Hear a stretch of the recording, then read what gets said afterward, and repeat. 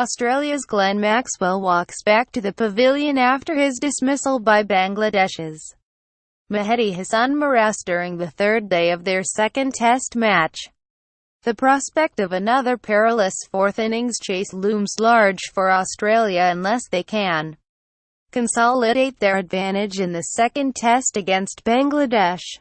Australia will resume on day 4 in Chittagong at 9-377 in their first innings, leading Bangladesh by 72 runs, with Steve O'Keefe unbeaten on 8 and Nathan Lyon yet to score. Steve Smith's men had looked primed to build an imposing lead on the back of David Warner's gutsy century before falling victim to a familiar middle-order collapse. The visitors lost 6-79 either side of tea on Wednesday, with besieged wicketkeeper Matthew Wade, 8, and recalled all-rounder Hilton Cartwright, 18, both dismissed cheaply. Keeping Bangladesh to a modest second innings total will be crucial for Australia after they fell short of a mammoth target of 265 in the first test in Dhaka. Bangladesh's monsoonal weather could also set back Australia's bid to avoid a series defeat, with further rain and storms forecast after Wednesday's morning session was washed out. Australia's three spinners should be assisted by a pitch which has started to cause some headaches.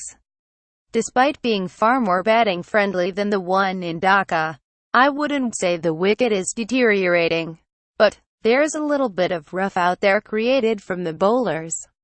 Warner said, "The middle of the wicket is still nice and true, but as the spinners do, they'll work what they need to do and hit those rough areas." Australia's middle order again proved flimsy under pressure on Wednesday, with Wade trapped LBW on 8 by a ripping delivery from paceman Mustafizur Rahman. Wade quickly called for a review, but it was an act of desperation, with replays showing it was hitting leg stump. Glenn Maxwell, 38, wasted another review the following over when he was given out caught behind after edging a delivery from off-spinner Mehedi Hasan into his pads.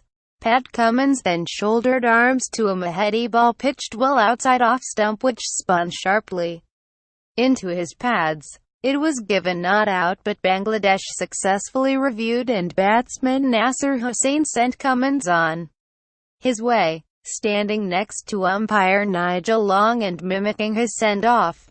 Warner earlier backed up his triumph in the first test in Dhaka with an uncharacteristically sedate century off 209 balls.